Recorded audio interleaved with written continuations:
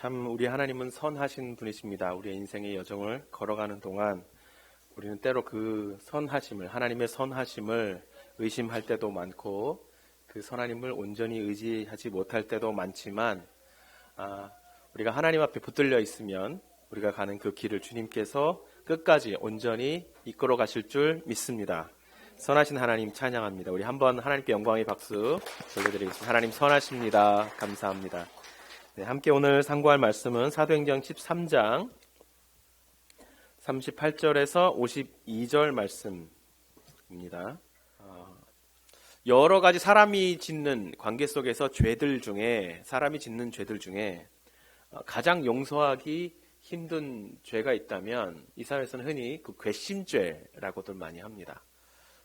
우리가 쉬운 말로 하면 미운 털이 박혔다 그렇게 말을 하죠.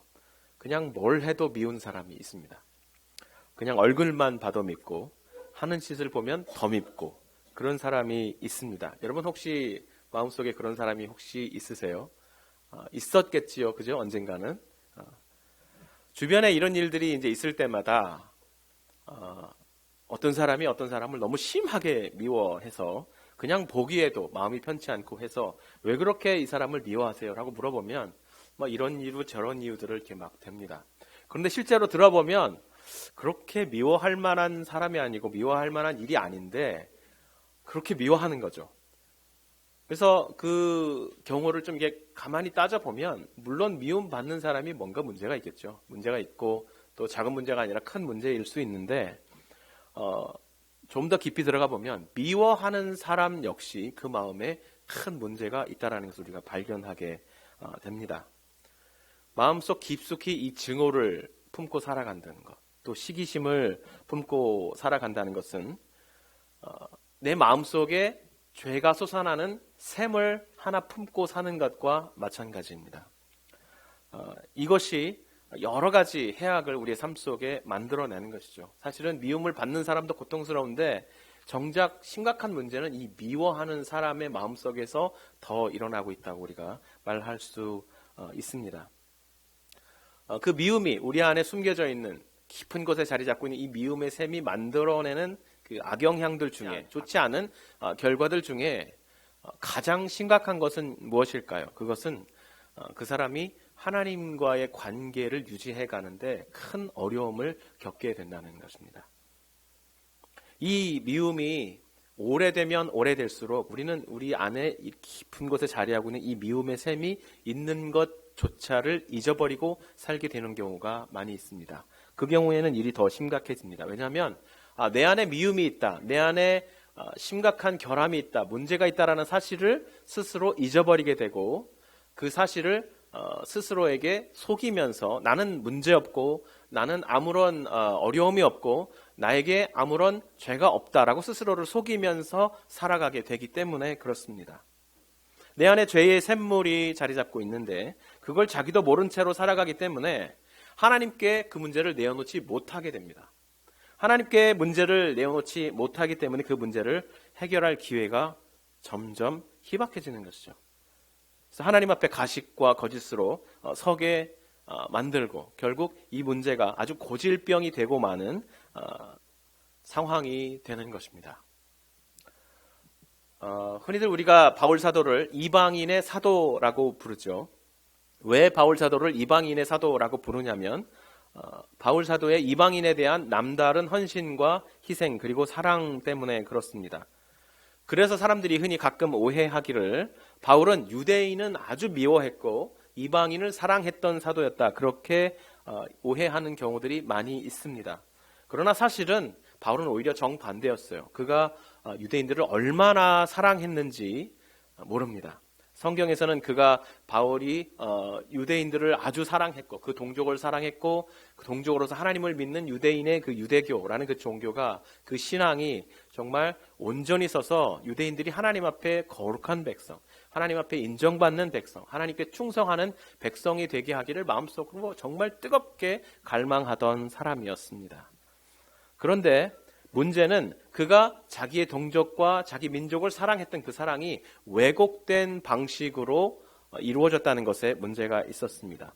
언제나 우리가 누군가를 사랑하는 그 사랑이 왜곡되면, 그 형태가 일그러지게 되면 그것은 다른 쪽에서의 미움으로 나타나기가 십상입니다.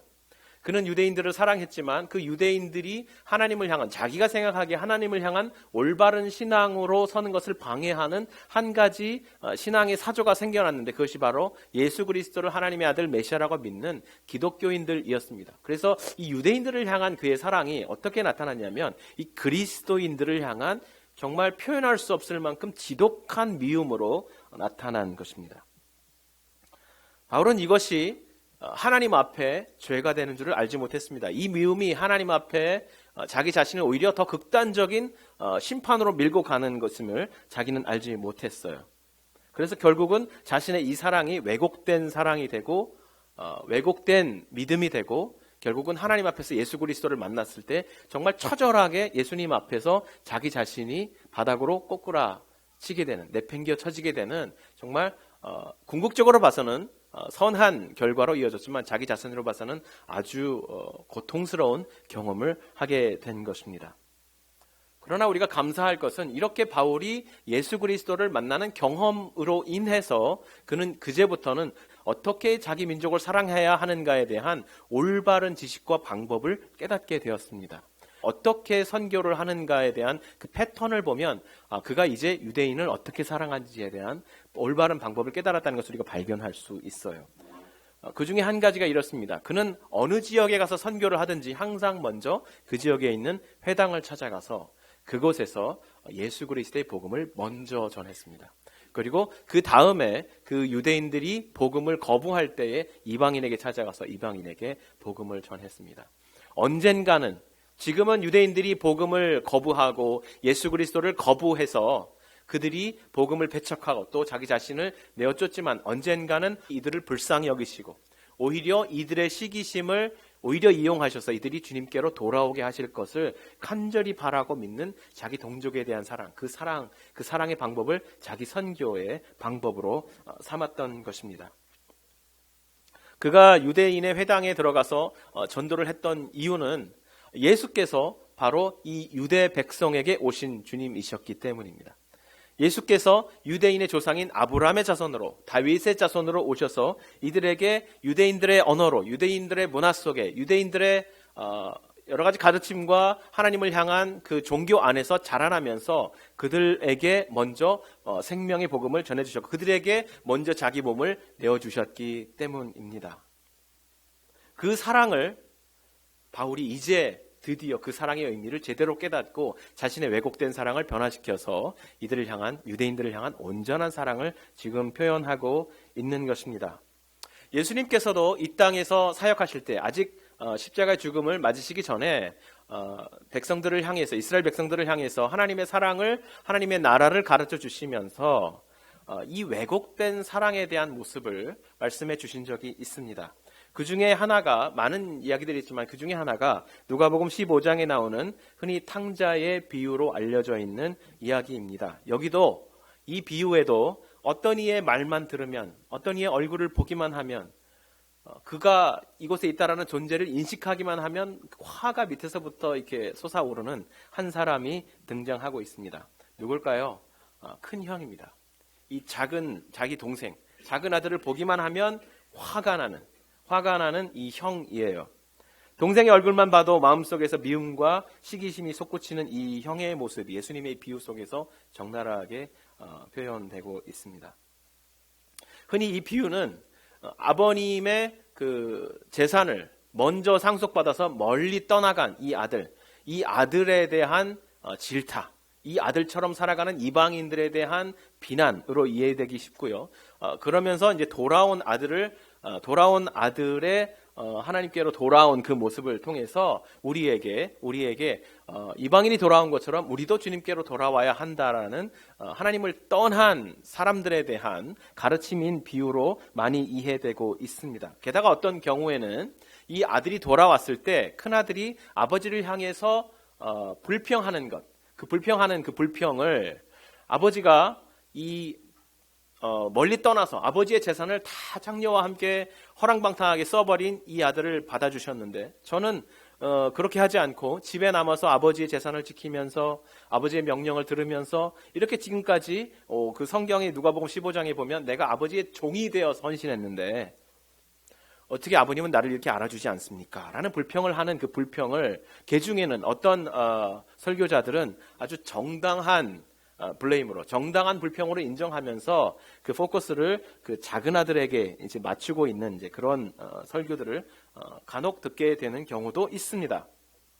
그러나 실제로 이 비유가 우리에게 해주는 비유를 통해서 주님께서 우리에게 들려주는 말씀은 사실은 작은 아들과 큰 아들 모두에게 있는 문제를 우리에게 보여주는 것이고, 사실은 제가 보기에는, 제가 읽기로는 오히려 이 비유를 전체적으로 읽어갈 때에 비유 안에서 책망과 그의 문제를 지적하는 말씀은 작은 아들에게보다는 큰 아들을 향하고 있다는 것을 우리가 볼 수 있습니다. 두 아들 모두 아버지에게 불순종한 아들이었습니다. 두 아들 모두 아버지에 대한 사랑과 아버지에 대한 존경과 아버지에 대한 순종보다는 아버지가 가지고 있는 재산에만 관심이 있었습니다. 한 아들은 그 아버지의 재산을 멀리 가지고 가서 아버지와 뚝 떨어진 곳에서 자기의 삶을 살면서 그 재산을 통해서 자신의 안전을 추구했다면, 한 아들은 아버지 곁에 머물러 있으면서 아버지의 적장자로서 아버지가 일구어온 모든 관계와 모든 전통들을 자기가 그대로 이용하면서 그 안에 머물러 있는 기득권을 가지고 아버지의 재산을 상속받아서 자신의 것으로 삼으려는 그 욕심을 가지고 살아가는 사람이었습니다. 둘 다 아버지의 아들을 향한 참 뜻, 아들을 향한 그 가족을 향한 하나님 아버지의 참 사랑을 이해한다는 역부족이었다는 것을 우리가 알 수 있습니다. 아버지에 대한 사랑이 아니라 아버지가 가지고 있는 그 소유에 집착하는 두 아들의 모습이었습니다. 그래서 우리가 강조점을 두고 관찰하고 이해하고 감사해야 할 내용은 사실은 작은 아들이 스스로 자기의 처지에 문제가 있음을 발견하고 돌아왔다라는 데 방점을 둘 것이 아니라, 그럼에도 불구하고 그 아들을 받아들인 아버지의 사랑이 있고, 이 큰 아들이 기존에 있는 여러 가지 아버지가 만들어 놓은, 아버지가 제공한 혜택들을 이용해서 아버지의 재산을 물려받을 것에 대한 관심이 있는 것을 아버님이 다 알고 있음에도 불구하고 그 큰 아들을 설득하고 그 큰 아들을 다시 온전히 세우기를 원하는 그 아버지의 사랑에 우리가 여기서 관심을 두고 우리의 초점을 두고 봐야 하는 것입니다. 이 작은 아들이 멀리 떠났다가 이제 자신이 가진 모든 것을 다 허비하고 이제 자신의 생명마저도 고난 가운데 처한 것을 깨닫고 아버지께 돌아가야 되겠다 하고 생각하면서 마음속에 되뇌이고 또 아버지께 돌아와서 하는 표현이 있습니다. 이렇게 말합니다. 아버지, 내가 하늘과 아버지께 죄를 지었사오니 지금부터는 아버지의 아들이라 일컬음을 감당하지 못하겠습니다. 나를 당신의 종들 중에 하나로 봐주십시오. 사실 우리가 이 표현을 읽으면서 아들이 마치 과장을 하는 듯한, 우리가 그러잖아요. 부모 관계는 끊을 수 없는 관계다. 그렇게 많이 말들을 하잖아요. 그런데 사실은 실제로 이 작은 아들의 표현은 정확한 표현이에요. 그 당시 그냥 해보는 말이 아니라 그 당시 사회적인 규약에 있어서 아들이 아직 아버지가 돌아가시지 않았는데 아버지의 재산을 달라고 요구하는 것은 그 당시에 아주 커다란 죄에 해당되는 것입니다. 그래서 그 사회가 그런 말을 하는 아들을 용인하지 않았어요. 그 아들과 아버지의 관계를 그냥 내버려 두지 않고 아들에게 큰 죄를 물었던 상황이었습니다. 그래서 그렇게 아버지를 떠나왔기 때문에 사실은 이 아들은 정말 아버지께로 돌아갈 수가 없습니다. 만일 정말 아버지를 향해서 돌아갈 수 있는 유일한 길이라면 말 그대로 아버지의 아들이 아니라 종으로 나를 받아주십시오라고 말하는 길밖에 없습니다. 만일 이 아들이 아버지 집으로 돌아가서 떡하니 이리 오너라 하고 그 문을 발로 차고 들어갔다면 그 문 앞에 있던 종들에게 아마 문매를 맞아 죽었을 그런 상황인 것입니다. 이것은 사실은 시사하는 바가 상당히 커요. 하나님께서 아담을 에덴 동산 밖으로 그 죄로 인해서 쫓아내셨을 때 에덴 동쪽 문에 그룹과 화염을 두셨다고 그렇게 말씀하셨어요. 천사들과 불칼을 두셨다고 하면서 다시 에덴으로 들어오지 못하도록 그 문을 지키게 하셨다는 것이죠. 죄를 가지고서는 절대 아버지에게로 돌아갈 수 없는 상황이라는 것입니다. 그런데 오늘 이 비유가 우리에게 주고 있는 것은 무엇이냐면 그 사회적인 규약을 깨면서까지도 아버지가 먼저 문을 박차고 아들에게 달려가서 그 아들을 끌어안고 그 아들이 가지고 있던 반지며 옷이며 신발을 다 다시 신겨 주었다는 것입니다. 아버지는 그 사회적인 규약을 깨므로 말미암아 그 사회적인 규약이 요구했던 희생을 치를 수밖에 없었을 것입니다. 그것이 바로 오늘 예수 그리스도께서 이 말씀을 들려주고 있는 이유입니다. 그 아들 예수 그리스도가 바로 아버지가 희생해야 했던 바로 큰 희생의 부분이라고 우리가 볼 수 있습니다. 큰아들 역시 마찬가지예요. 큰아들이 아버지의 마음을 제대로 이해했다면 어떻게 해야 했을까요? 그저 남아서 아버지의 재산을 지키는데, 장차 자신의 것이 될 그 재산을 지키는 데만 마음을 안정시키고 있어야 했을까요? 그렇지 않습니다. 정말 아버지의 뜻은 아들들이 아버지를 사랑하는 것이고 자녀들끼리 화목하고 서로를 보호해 주는 것이었습니다. 그렇다면 작은 아들이 아버지를 거역하고 멀리 떠났을 때에 어떻게 해야 할까요? 따라가서 그 작은 아들을 어떻게든 설득해서 다시 아버지에게로 데리고 와야 했습니다.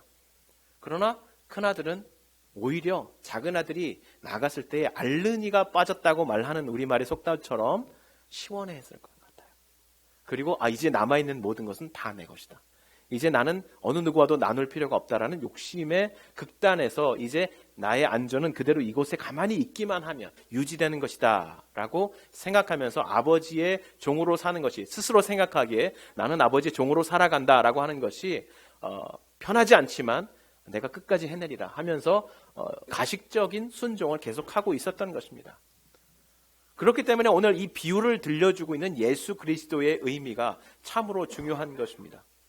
오늘 이 예수 그리스도야말로 아버지의 뜻을 참으로 이해한 큰 아들과 같이 지금 이 땅에 우리를 위해서 우리가 있는 이 죄의 장소에 오셔서 마치 하나님의 아버지의 마음을 온전히 알고 있는 큰 아들처럼 참된 큰 아들이 되어서 버려진 우리를 향해서 찾아오셔서 우리를 설득하시고 우리를 은혜로 이끄시고 다시 아버지 품으로 이끌고 가려고, 그 아버지가 그 아들을 사랑하는 그 사랑 때문에 그 사회적인 규약을 어김으로써 희생해야 하는 바로 이 참된 예수 그리스도 큰 아들을 우리가 그에게로부터 지금 사랑의 메시지를 듣고 있는 것입니다.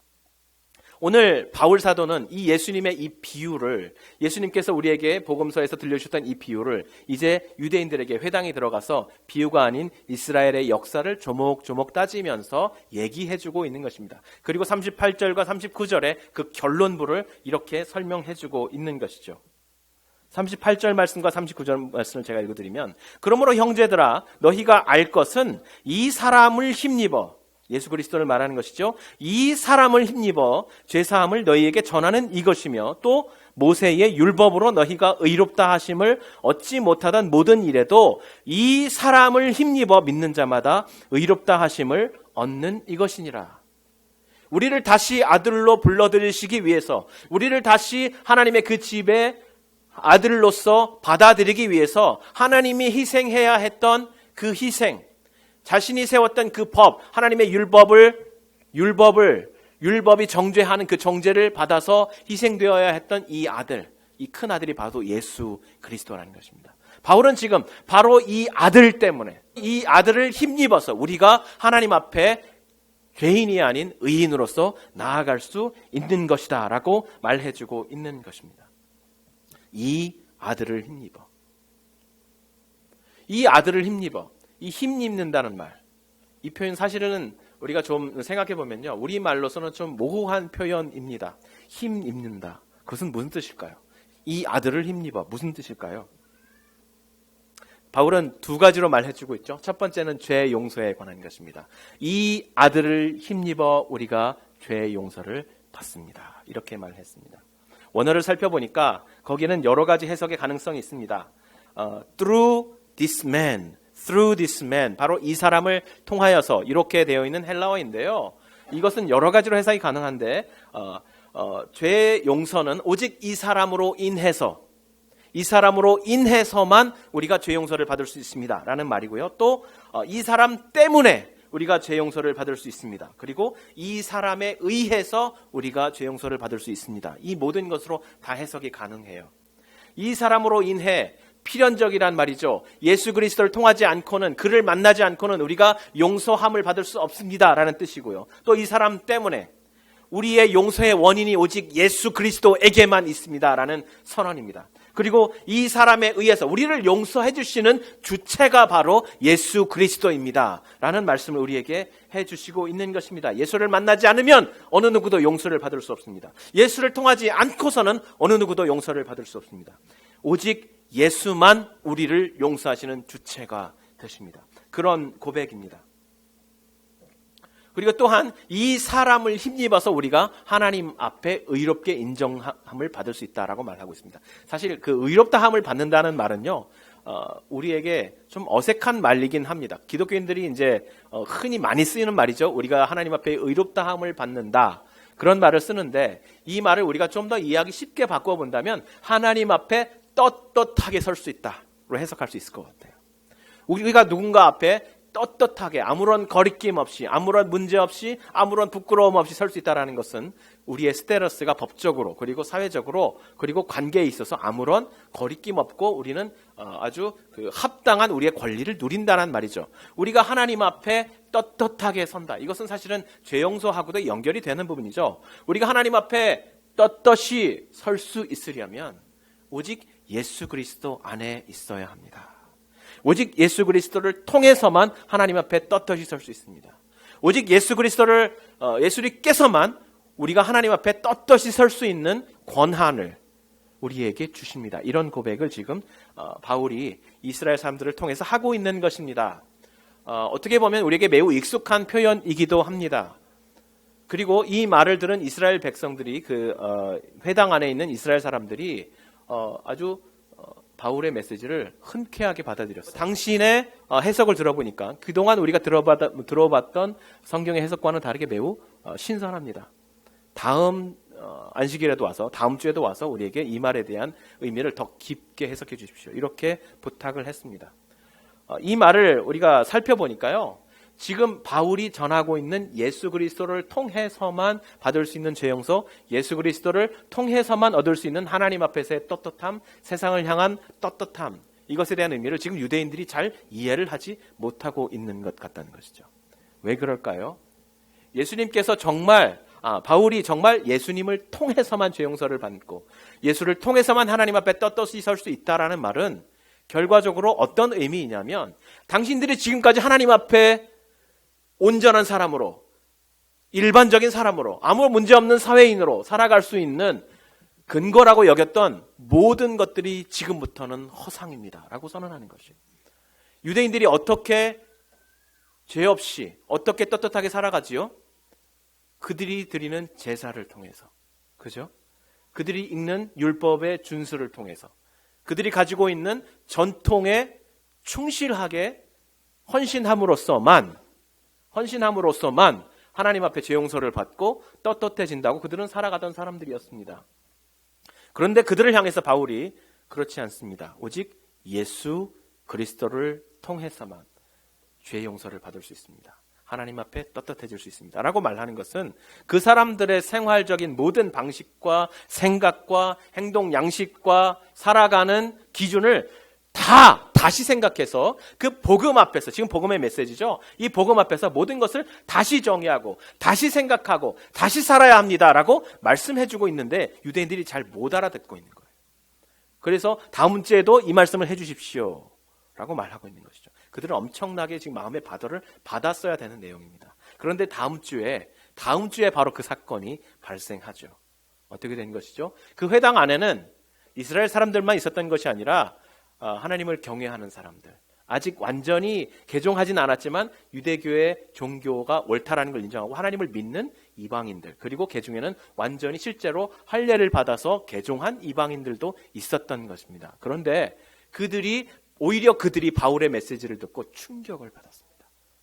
우리는 계속해서 하나님을 섬기기 위해서 이 회당 안에 들어와서 이들의 문화와 이들의 음식과 이들이 살아가는 그 율법을 지키려고 노력하지만 우리에게 잘 맞지 않아서 괴로워하고 있는데, 지금 바울이라는 사람이 와서 전해주는 복음의 메시지를 들으니 참으로 우리를 자유롭게 하는도다. 예수 그리스도를 통해서만 우리가 참된 용서와 안식과 참으로 정상적인 삶을 살아갈 수 있다라고 말하는 그 메시지를 듣고 이들이 기뻐했습니다. 그리고 나가서 같은 헬라 사람들에게 전하기 시작했습니다. 그래서 그 다음 주에 모였을 때는 그 복음의 메시지를 전해들은 헬라인들이, 그리스인들이 이 회당이 터져라고 모여들기 시작했어요. 그제서야 유대인들은 이 메시지가 의미하는 것이 정말 이렇게 어마어마한 결과를 가지고 오는 사실이었구나라고 그들이 깨닫기 시작했습니다. 그때부터는 그들의 태도가 변하기 시작하는 것이죠. 그때부터 그들은 이 바울의 복음을 비난하기 시작하는 것입니다. 그때부터 이들은 바울과 그의 일행들을 핍박하기 시작하는 것이었습니다. 이제 그들은 바울의 복음이 의미하는 것이 무엇인지를 제대로 이해하기 시작하는 것입니다. 이제 더 이상 하나님을 경외하는 사람들, 그리고 이방인들, 바로 예수 그리스도를 통해서 하나님의 백성이 될 수 있다고 믿는 사람들을 이제 더 이상 유대인들이 회당에서 컨트롤할 수 없게 된 것이죠. 그때부터 이 이방인에 대한, 이 바울의 선교에 대한 미움이 그들 속에서 솟아나기 시작했습니다.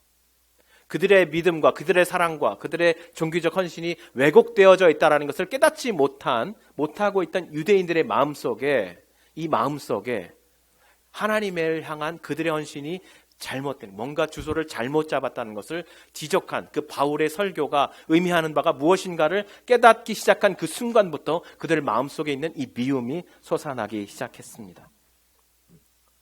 그들을 향한 바울의 메시지, 오늘 우리를 향한 이 바울의 메시지는 무엇입니까?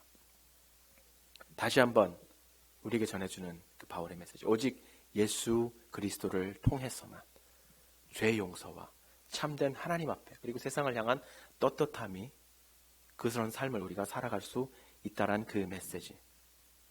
이것은 유대인들에게 새로운 지식, 하나의 새로운 해석이 아니었습니다. 바울이 그들에게 준 것은 사실은 실제로 실천적이고 그들의 삶의 모든 영역을 건드리는 근본적인 변화를 촉구하는, 사실은 회개로의 부르심이었습니다. 오늘 우리에게 주시는 이 말씀은 어떻습니까? 우리가 그리스도인으로서 예수 그리스도를 통해서만 우리가 용서를 받을 수 있습니다. 예수를 그리스도를 통해서만 우리가 하나님 앞에 떳떳하게 의롭게 설 수 있습니다. 이 말이 너무 교리적으로 다가오지 않습니까? 우리가 너무 교리적으로만 이 두 가지 메시지를 그동안 들어오지 않았습니까? 그렇지 않아요. 유대인들에게 그랬던 것처럼 여러분, 우리가 예수 그리스도를 통해서만 우리가 용서함을 받을 수 있습니다. 예수 그리스도를 통해서만 우리가 하나님 앞에 떳떳하게 설 수 있습니다 라는 말은요, 그저 교회 와서 한번 입술로 고백하고 주님 우리 죄를, 영적인 죄를 용서해 주십시오 라고 말하고 용서함 받고 나가서 세상에서 그냥 살아가면 되는 그런 것이 아니라, 사실은 유대인들에게 그랬던 것처럼 오늘 이 말씀이, 바울이 주시는 말씀, 예수 그리스도를 통해서만 우리의 죄 용서와 우리의 떳떳함이 있다라고 말하는 것은 우리의 삶의 모든 영역의 부분이 예수 그리스도 앞에서 다시 해석되고 다시 사라지고 다시 생각해야 되고 다시 그 의미가 무엇인지를 따져보아야 하게 하는, 정말 어마어마한 변화를 요구하는 하나님의 말씀입니다. 이것이 복음입니다. 여러분, 복음은 간단하지만, 얼마나 간단해요. 예수 그리스도를 통해서만 죄 용서가 있고 예수 그리스도 안에서만 하나님 앞에 의로움이 있습니다. 얼마나 간단합니까? 그러나 이 간단한 복음이 우리의 삶 모든 요소를 다 건들고 있어요. 그래서 예수 그리스도 앞에 우리가 벌거벗고 서면 사실은 우리가 너무 불편해지는 것입니다. 너무 불편해지는 것이에요. 그런데 그동안 우리가 복음을 너무 쉽게 전하고 복음을 너무 쉽게 생각해 왔던 면들이 많이 있습니다. 여러분, 이 말씀으로 권면합니다. 예수 안에만, 예수 그리스도를 통해서만 우리의 죄 용서와 하나님 앞에, 그리고 세상을 향한 떳떳함이 있을 수 있습니다. 여러분의 삶을 복음 앞에 내어놓고 그 복음의 빛, 우리 교회 이름이 얼마나 좋아요. 그저 부르기 좋은 이름이 아니라 사실은 이 복음의 빛이라는 이름은 우리를 하여금 정말 부들부들 떨게 하는 이름인 것입니다. 그 빛 앞에 우리 삶을 가져오시기 바랍니다. 그 안에서 누리는 용서를 누리길 원하시고, 그 빛 앞에 우리의 모든 삶의 모든 것을 가지고 와서 다시 비추어 보시고, 우리의 삶이 그 복음의 빛 안에 새롭게 정의되고 새롭게 의미를 갖고 나의 아주 그 사소한 것 하나하나까지 복음에 비추어진 새로운 삶의 의미 있는 삶이라는 것을 모두 깨달아 내시길 바랍니다. 또 한 가지 소원하는 것은 우리가 처음에 말씀을 시작할 때 우리 마음속에 정말 이름만 들어도 미운 사람들, 그 사람 생각만 하면 가까이 가고 싶지 않아, 떠올리고 싶지도 않아, 그런 사람들이 사실은 좀 더 솔직히 말하면 누구에게나 있을 겁니다. 우리 마음속에 그런 슬픔과 미움이 있을 겁니다. 그러나 우리가 그 미움을 가지고 살아가면 우리의 사랑이 왜곡됩니다. 바울이 그랬던 것처럼, 지금 유대인들이 그랬던 것처럼 우리들도 그래요. 여러분, 그리스도인이라고 여기서부터 자유롭지 않습니다. 루터가 종교개혁자로 유명하잖아요. 근데 루터가 후반기에 유대인들을 너무 미워했어요. 자신이 생각한 이 오직 은혜로만의 복음에 대한 정반대편에 서 있잖아요. 그래서 유대인들을 너무 미워하고 유대인들은 그냥 죽여도 된다고 생각했어요. 그래서 그 신학의 잘못된 신학에 독일인들이 의존한 바가 상당히 커요. 유대인들을 그렇게 미워한 것이 그 잘못된, 그 왜곡된 그 한 사람의 감정에 의존된 바가 큽니다. 루터는 독일인들에게 어마어마한 영웅이잖아요. 그렇죠? 그래서 그 영웅이 가지고 있던 신학, 잘못된 감정, 그것을 그대로 받아들인 것이죠. 우리 삶 속에서도요, 우리가 그냥 이 복음에 있다고 해서, 우리가 이미 그리스도인들이 되었다고 해서 우리 마음속에 청소하지 않아도 될 어떤 깊은 영역인 우리는 그런 건 없어 라고 생각하기가 십상입니다. 그러나 그렇지 않습니다. 우리가 복음 앞에 나와서 우리를 비추어 보면요, 정말 복음의 보혈로 매번 나와서 씻어내야 하는 후미진 부분들이 너무 많아요. 너무 많아요. 여러분의 삶을 복음 앞에 매일 말씀 앞에 가지고 나오시기 바랍니다. 그 말씀에 깨끗게 하시는 은혜 앞에 나와서 그 말씀 앞에 우리의 깊숙이 숨겨진 이 미움과 삶의 문제를 해결하시기 바랍니다. 하나님의 은혜가 막히지 않도록 매일 매순간 주님의 은혜가 우리를 비추시고 새롭게 하시는 은혜가 성도 있는 삶 속에 풍성하기를 예수 그리스도 이름으로 축원합니다.